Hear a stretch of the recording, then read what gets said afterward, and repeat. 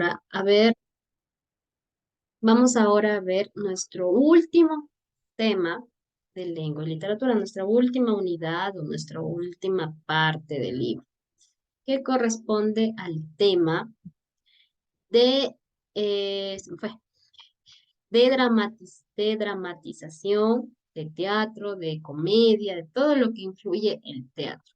Puede ser una tragedia o una comedia, ¿de acuerdo? Nuestro último tema.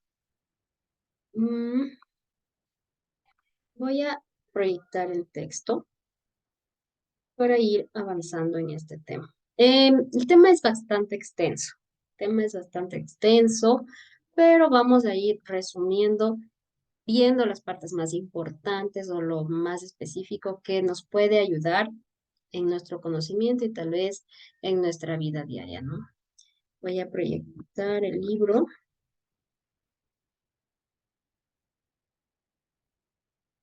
Teatro, tragedia y comedia es el título, ¿no? Teatro, tragedia y comedia. ¿Qué es una obra teatral? ¿Han tenido ustedes la oportunidad de ir a un teatro o a ver una obra teatral? Teatral. Yo no, licenciado, no he ido. Esmeralda, Víctor, De mi parte igualmente tampoco no. obra teatral. Em, en la antigüedad, anteriormente, años pasados, décadas pasadas, era como ir al cine, ¿no? Porque obviamente no existía la televisión y iban a estas obras para su entretenimiento. Ahora en la actualidad también hay obras teatrales. Aquí en el Ecuador son un poco más cómicas, ¿no? Son obras de teatro cómicas, pero en otros países lo hacen un poquito con más elegancia, utilizan frac, vestidos bajos para asistir a una obra de teatro. Aquí no hay esa costumbre sería, ¿no? Aparte que también es costoso y estar vistiéndose elegante para ir a ver la ópera o algo así. Entonces, aquí en el Ecuador eso no se practica. Sí hay obras de teatro, sí, pero no a ese nivel de elegancia tampoco, ¿no? Vamos a ver, ¿qué es una obra de teatro? Vamos, uy, está muy largo. Vamos, a igual que estábamos haciendo en la anterior ya. Un párrafo Esmeralda, un párrafo Gladys y el otro párrafo Esmeralda. Vamos, Esmeralda. ¿Qué es una obra teatral? Si bien el teatro es un género literario, se diferencia a los demás géneros, en esencia, porque éste se compone siempre para ser llevado a escena. Esta característica ha permitido que el teatro llegue a las masas y genere una interacción particular con el público espectador. Esto ha ocurrido desde sus inicios en la Grecia antigua hasta nuestros días, en que tenemos expresiones como el teatro de la calle. Así, el teatro cuenta con tres elementos constitutivos: el público, los actores, que se relacionan con ciertos personajes, y el autor, que crea el texto teatral. La palabra teatro viene del griego teatrón, que quiere decir lugar para contemplar. Pero el teatro no nació en la Grecia antigua, nació mucho más, nació mucho antes, desde el momento en que una persona representó a otro personaje, humano o animal, como parte de un ritual mágico, posiblemente para propiciar una buena cacería, o cuando un chamán ejecutó una danza mímica, acompañándose de música y de coros, para realizar sus conjuros con el fin de obtener un favor de los dioses o de ahuyentar los espíritus malignos. Estas estas representaciones se distinguían del rito o ceremonia propiamente dichos, en que el cazador o el chamán estaban interpretando una realidad ficticia, en la que se representa un papel para un público que no participa en el acto mismo. El momento en que el sujeto que representa el rito o la ceremonia finge ser otro ser, se convierte en actor. A través de la historia, todos los pueblos a lo largo y ancho del mundo desarrollaron alguna forma de representación como las descritas. Con el tiempo, en algunos de esos pueblos, estas manifestaciones se fueron despojando de su carácter ritual. Para el mundo occidental, el origen de lo que conocemos como teatro tuvo lugar en Grecia en épocas remotas, cuando Tespis introdujo como protagonistas a héroes y reyes, en lugar de los personajes míticos. Gracias, Gladys y Esmeralda. ¿Qué es una obra teatral? Primero es un género literario, es decir, algo que necesita ser escrito, porque antes de llevarlo a la actuación tiene que hacer un guión, ¿no? Un género escrito dramatizado, es decir, actuar. En el momento en que una persona finge ser otra, se convierte en actor. Entonces, esta obra teatral tiene tres elementos súper importantes. Si falla uno, ya no sería una obra teatral. El público, los actores y el autor. Si no hay público, no hay obra. Si hay público y no actores, ¿qué vas a ver? Y si hay público y actores y no saben qué van a actuar, ¿qué hizo el autor? No. Entonces, un complemento de los tres. No puede fallar ninguno de los tres, el público, los actores y el autor. El público, las personas que van a ver, los actores, las personas que van a dramatizar, y el autor es el que crea esos guiones o esa obra para que los actores actúen, ¿ya? Proviene del griego, Platón, que significa lugar para contemplar, es decir, lugar para ver. Al principio, estos situaciones eran representadas tal vez por un chamán y la música, o una persona que quería representar algo acompañada de un sonido o de algún instrumento, ¿no? Entonces, a través de la historia esto se fue considerando una obra de teatro.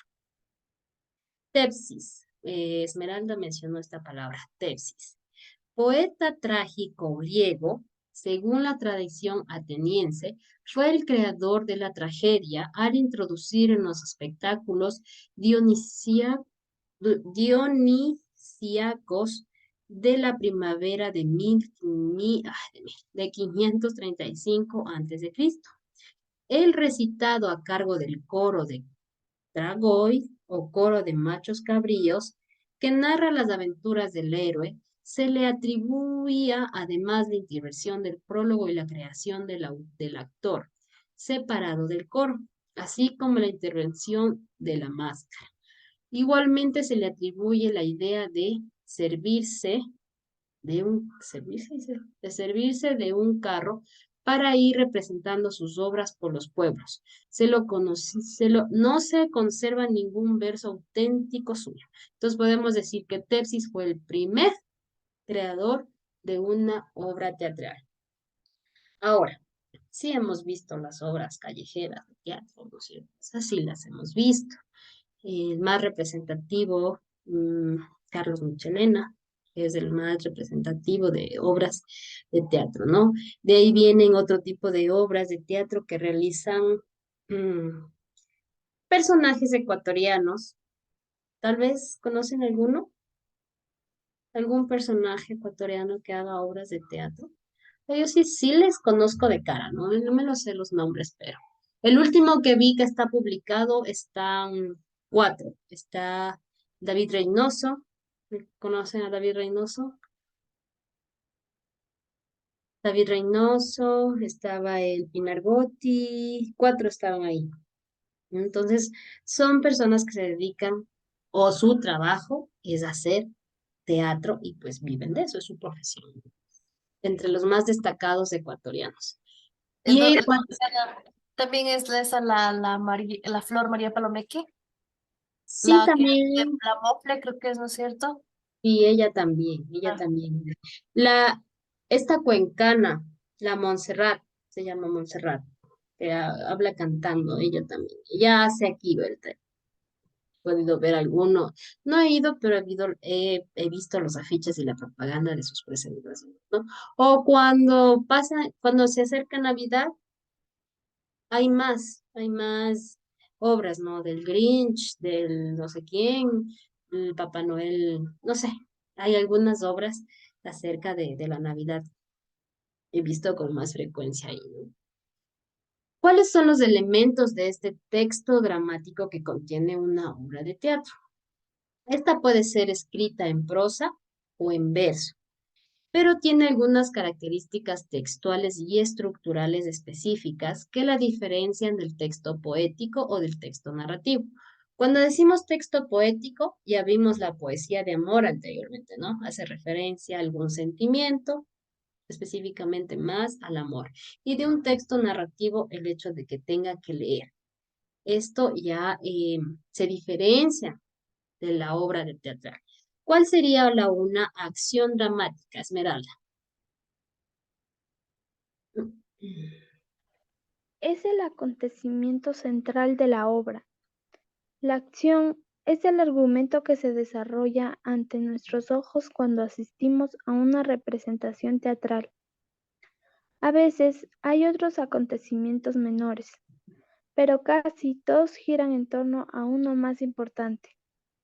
Estos acontecimientos están siempre relacionados con los personajes, que son quienes los llevan a cabo y se ven afectados por ellos.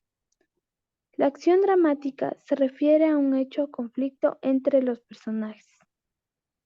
A diferencia de un texto narrativo, la acción no es relatada por un narrador, sino que se resuelve mediante los diálogos y las acciones físicas de los personajes. Por, es- por este motivo, el texto dramático está compuesto por los parlamentos de los personajes y las acotaciones, que señalan dónde se realiza la acción y qué acciones ejecutan los personajes. Gracias, Esmeralda. Cuando decimos acción dramática, ¿no? De dramatizar, de hacer un drama, pocas de actuar. A eso se refiere esta acción. Entonces, una obra de teatro tiene que tener una dramatización. Por eso abajo no, Esmeralda nos leyó acerca de los personajes, dice, donde que tiene que realizar acciones o acciones que ejecutan los personajes, es decir, movimientos, puede interpretar un llanto, puede interpretar un grito, ¿no? Entonces, por eso nos referimos a la acción dramática, al movimiento y expresión corporal, a la acción que realiza el actor. Personajes, Gladys. La acción se desarrolla mediante las acciones, los personajes y sus diálogos. En toda obra teatral hay protagonistas y personajes secundarios, a menos que se trate de un monólogo en donde hay un solo personaje. Cuando la obra es llevada a escena, los actores son los encargados de dar vida a los personajes.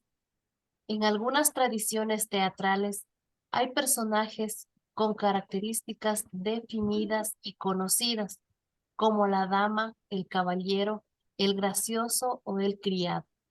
En el teatro clásico español, en otras, sobre todo en las contemporáneas, los personajes se van desarrollando a lo largo de la obra, sin responder a un tipo predeterminado.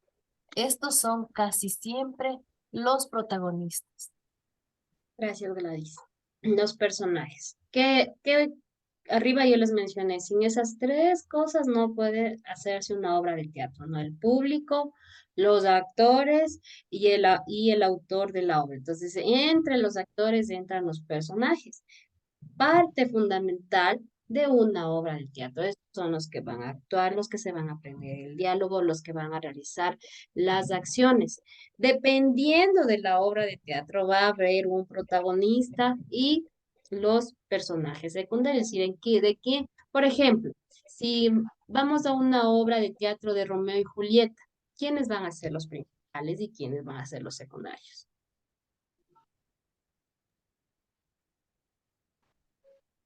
principales los dos actores Dos, ¿no es de... cierto? Romeo y Julieta. Y los secundarios van a ser, yo que sé, el cura, o va a ser la familia de Romeo, o la familia de Julieta. No me acuerdo los apellidos. Esas familias que se peleaban para que ellos no estén juntos, no que sé. Eran rivales. Esa es la obra central de Romeo y Julieta, ¿no? Entonces ellos son secundarios. Pero también puede existir uno solo que lo llamamos monólogos. Ahora hay muchos monólogos. Sí, hay muchos monólogos. Eso sí, más que obras de teatro hay los monólogos, o sea, más, perdón, obras, o sea, con varios personajes, ahora se ha dado la tendencia de los monólogos. Aquí, en cambio, ya vienen personas solas que nos dan charlas o nos hacen reír, los monólogos, ¿verdad? Y que solo trata de una persona que cuenta un chiste o que cuenta. Uno de ellos es Franco Escamilla, Andrés López, son extranjeros de ellos, son colombianos y otros mexicanos, que he visto que hacen monólogos, ¿no? También aquí los ecuatorianos, pero no lo hacen tan magnitud, no son tan acogidos como los extranjeros, ¿verdad? Ahora el tiempo. En la obra teatral hay varios tiempos que se deben diferenciar.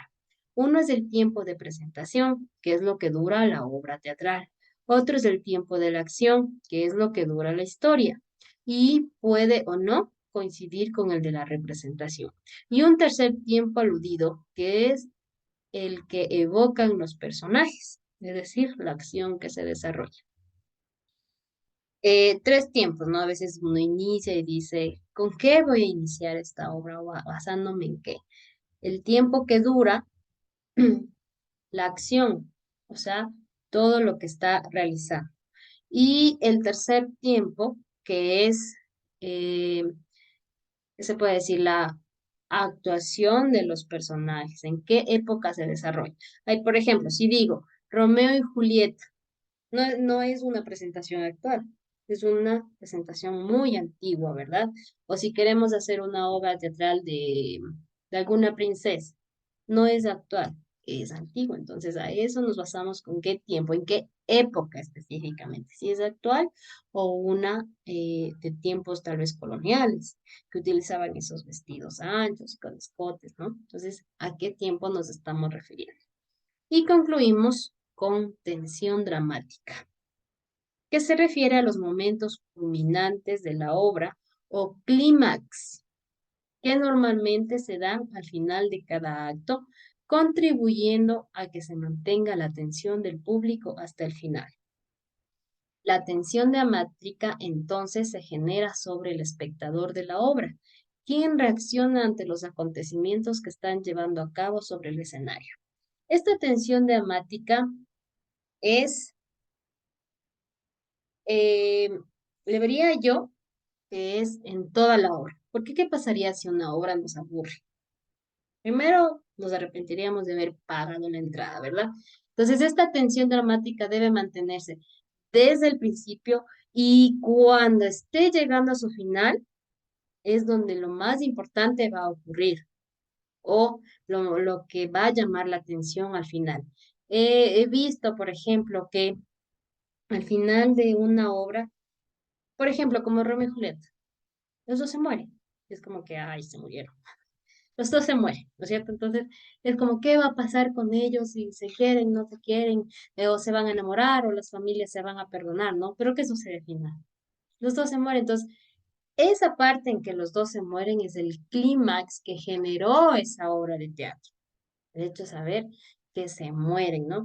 Eh, al final de la obra es donde más la información nos va a sorprender. Esa sería la respuesta de la tensión dramática, ¿no? Es esa curiosidad de saber qué es lo que nos va a suceder. Acá abajo habían los géneros de una obra de teatro. Podría ser de comedia y también podría ser dramática. Miren todo. Esto que están viendo es un texto como de 5 hojas de una obra de teatro sobre dos señores. Pero está, mire, full largo, bastante larguísimo.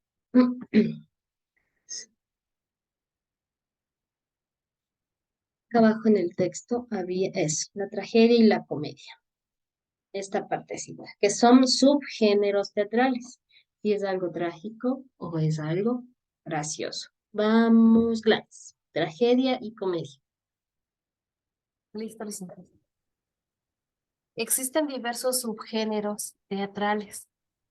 Algunos de ellos responden a un momento muy concreto de la historia y de la cultura de la humanidad. Otros han perdurado en el transcurso de los siglos. En Occidente, los subgéneros teatrales más antiguos y posiblemente los más conocidos son la tragedia y la comedia. Aunque en el transcurso del tiempo el género dramático ha ido evolucionando y cambiando y se han creado nuevos subgéneros. Estos dos siguen teniendo vigencia en la actualidad y atraen mucho público, ya que convocan dos emociones fundamentales del ser humano, el llanto y la risa. El llanto y la risa, ¿no? A pesar de que hay otros géneros. Por ejemplo, ¿cuál sería otro género de estos, aparte de la comedia y la tragedia? Del llanto y la risa. El El temor o el drama, miedo, ¿no? El drama. El drama genera llanto, Esmeralda, ¿no? Dices, qué dramático. O sea, qué drama el hecho de... em, por eso a veces las películas tristes son de drama, porque nos causa un sentimiento, dice, ¿no? O de llanto o de risa. Otro, un género o un subgénero sería el de terror o el miedo. La incertidumbre también podría ser, ¿no? Saber qué pasa. Vamos ahora con la tragedia. ¿Qué nos dice Esmeralda en la tragedia? disculpe, licenciada, ¿me puede hacerle un poquito más de zoom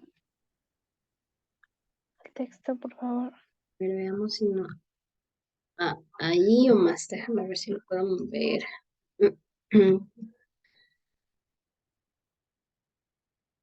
Ahí está ya cubriendo toda la pantalla.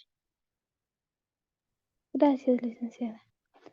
La tragedia tiene su origen en la Grecia antigua.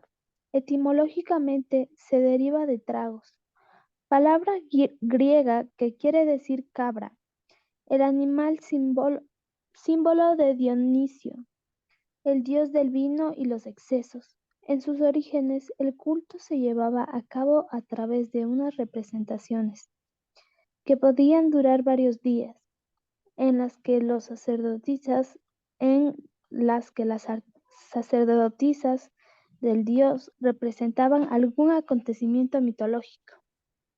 Con el transcurso de los años, el culto a Dionisio se fue generalizando en toda Grecia y las representaciones se volvieron más complejas, hasta alcanzar la estructura de la tragedia tal y como la conocemos ahora. Gracias a los textos de los grandes dramaturgos trágicos de la antigüedad, cuyos, cuyos textos se han preservado hasta nuestros días, Esquilo, Sofocles y Eurípides. Eurípides. En la tragedia griega, el protagonista trata siempre de enfrentarse al destino que los dioses han previsto para él, que siempre es un destino adverso y cruel. Esta rebeldía que recibe el nombre de ibris le cuesta muy caro. Casi siempre su vida, la muerte, es un elemento infaltable en la tragedia, sino la del protagonista, la de algún personaje importante en la obra.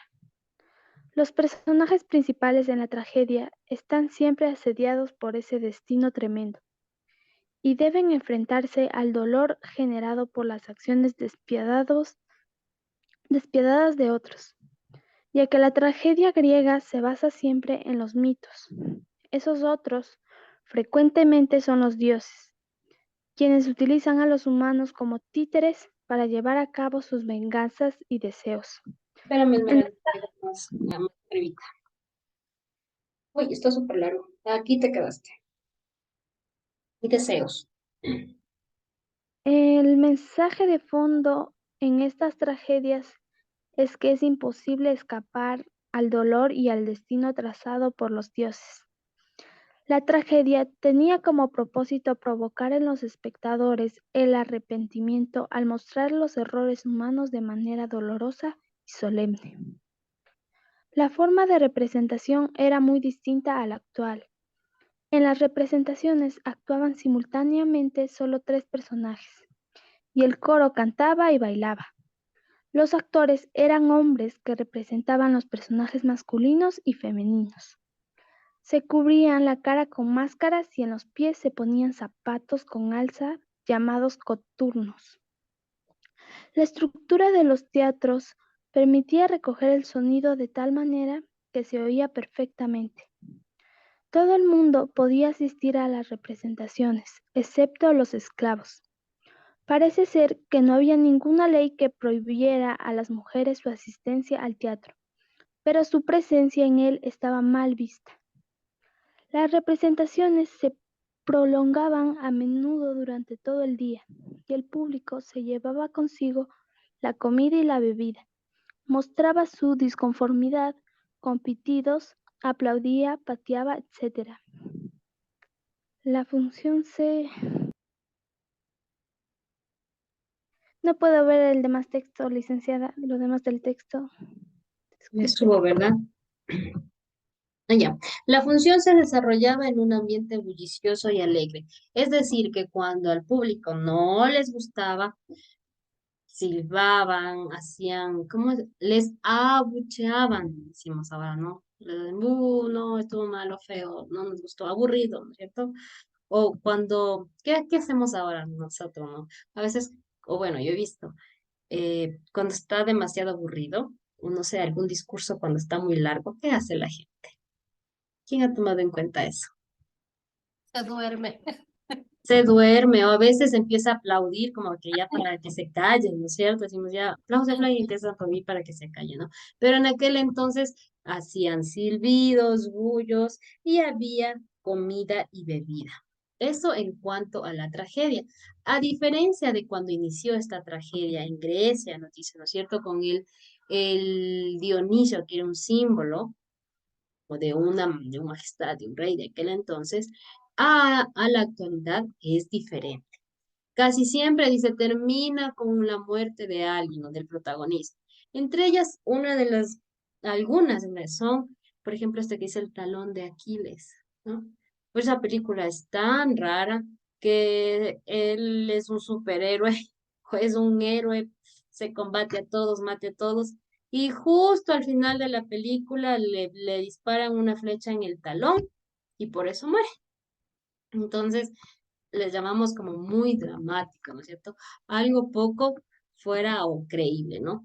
El primero en introducir una reflexión y escribir sistemáticamente desde el punto de vista estético sobre la tragedia de Aristóteles, un filósofo lógico y científico de la antigua Grecia, cuyas ideas han ejercido una enorme influencia sobre la historia intelectual del Occidente por más de 2 milenios. Hasta ahora, a veces ponemos de ejemplo a Aristóteles por sus grandes aportes.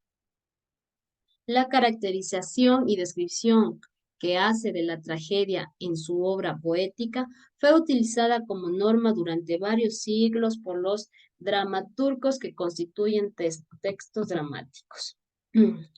Quiero irme a la otra parte, voy a avanzar pronto porque ya se me acaba la hora. Bueno, vimos en sí la, la tragedia, ¿no? Que es algo trágico, que a la final termina falleciendo el protagonista o tiene que suceder algo. Mire, aquí está la historia de Romeo y Julieta, que decíamos, ¿no? La obra de Romeo y Julieta. Pero más abajo está la comedia. Aquí está la comedia. Este subgénero, ahora vamos con la comedia. Primero era la tragedia y ahora la comedia. Este subgénero dramático tiene sus orígenes, al igual que en la tragedia, en la antigua Grecia. Se desarrolló con posteridad a la tragedia, o sea, después de la tragedia. Pero fue un género importante en términos sociales porque para los griegos el sentido del equilibrio era fundamental y para mantenerlo el ser humano tiene que reír tanto como llorar. Se dice que ahora siquiera te tienes que reír 10 minutos al día para tener para levantar tu ánimo. No recuerdo bien la palabra exacta, pero así como recomiendan chuparse un chocolate diario, también reír de 5 a 10 minutos para mantener tu estabilidad emocional. Dato de eso, ¿no? La gran diferencia entre la comedia y la tragedia griegas es el objeto de la obra. En la comedia se tratan temas contemporáneos más relacionados con la vida de las personas reales, mediante la burla, la ridiculización y la ironía que pretenden señalar los vicios y defectos del ser humano común para corregirlos. Era también una herramienta mediante la cual el autor podía criticar a las grandes personalidades políticas de su época caricaturizándolas. Por este motivo, en la comedia, a diferencia de la tragedia, con frecuencia se da más énfasis a los personajes que a la trama. O sea, por decirle, ¿no? ¿Cuál es la trama de esa obra? Ah, es de amor, se trata así. No, en cambio, en la comedia hace más énfasis en lo que hace el actor, el personaje, que es lo gracioso que hace, que a la trama, ¿no? Porque a la final puede tratar el trama de amor, pero lo hace más gracioso la forma en que actúa. El mayor escritor de comedias en la antigüedad fue Aristófanes. Compuso alrededor de 40 obras, de las cuales se conservan 11, que en nuestros días aún se llevan en las tablas. Por de su Por de su lectura es posible trazar un panorama de la realidad social y política de Atenas en aquel tiempo. En España se destacaron los dramaturgos del siglo de oro, que va de 1492 a 1681, con grandes exponentes como Lope de Vega, Miguel de Cervantes y Pedro Calderón de la Barca. ¿Cuál es esa obra graciosa de Miguel de Cervantes? A ver. Don Quijote de la Mancha, el famoso Don Quijote de la Mancha de Miguel de Cervantes. En la historia de la literatura occidental, el mayor escritor de las comedias de todos los tiempos es Molière. Supongo que es un francés. Su verdadero nombre fue Jean-Baptiste Poquelin.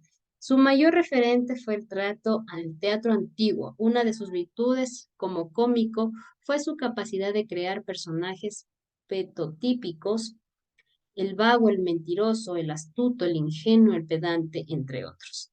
En Molería el ridículo es siempre la consecuencia de que el personaje se salga de los parámetros sociales determinados. Su humor tiene vigencia todavía por su capacidad de adentrarse en la naturaleza humana. En la comedia clásica, el conflicto se deriva del enfrentamiento del personaje con todos los vicios y errores del humano, con las normas sociales, con el fin de lograr sus propósitos. En su evolución, la comedia fue incorporando otros elementos para provocar risa, como los equívocos, conflictos supuestos, situaciones sorpresivas o los juegos de palabras. El género de la comedia se ha desarrollado con mucha fuerza hasta nuestros días, dejando a su lado su afán instructivo hacia la vertiente de entretenimiento que refleja las situaciones de la vida diaria de una manera diversa, casi siempre con un desenlace feliz. Es un género que gusta, especialmente porque le permite al espectador distraerse y olvidar sus problemas, al menos durante el tiempo que dura la presentación. Todo lo que es comedia, ¿no? Todo chiste. Eh, un artista callejero de esos es, nuevamente decíamos, Carlos Michelena, Aladino. Aladino, sí. Aladino es, no, Paolo Aladino se llama él, Paolo Aladino. Que hacen chistes, a veces hacen con los políticos, ¿no? Imitan a los políticos y hacen chistes. Eh, por estas partecitas que ahora, como dicen, hasta por molestar a las nuevas generaciones, se ofenden por todo, ¿no? Porque antes, ¿de qué se burlaban? ¿O de qué hacían chiste, no? De su aspecto físico, de su nariz grande, de sus dientes grandes, de sus orejas grandes, y hacían chiste de estas cosas que la persona tenía, ¿no? Entonces, ahora a eso lo llaman bullying. De reírse de algo lo llaman bullying, ¿no? Entonces hacemos, como dicen, las generaciones de cristal, que no podemos hacerles chistes porque se enojan o se caen en depresión, ¿verdad? Entonces en aquel entonces era tomado muy en cuenta eso. No sé cómo sea ahora en el presente este tipo de obras teatrales de comedia, no lo sé, pero lo que he logrado ver es que ya no usan tanto los defectos físicos. Ya no lo usan tanto los defectos físicos como aquel entonces, más bien usan los defectos de sus acciones. Como por ejemplo, en los actos de los presidentes, cuando dicen alguna palabra o cuando se equivocan. Por ejemplo, Gladys, ¿a usted qué le causa chiste en alguna persona? ¿Se ha reído cuando alguien se ha caído en el frente suyo? Sí. Sí, ¿verdad? O cuando alguien se equivoca, Esmeralda, ¿te has reído cuando alguien se ha caído o tal vez alguno de tus compañeros? Sí, licenciada. Sí, ¿no es cierto? Entonces son acciones que nos causa chiste, que nos causa chiste, ¿no? A veces hasta les molestamos y decimos, mira qué frentezota que tiene, o qué nariz tan grande tiene, ¿viste esas manos? Entonces empiezan a generar el chiste, pero no con el fin de ofender, sino con el fin de causar chiste, ¿no? Aunque sí, después genera esto conflictos si es la persona tal vez muy susceptible a este tipo de comentarios. Eh, Chicas, nos volvemos a conectar.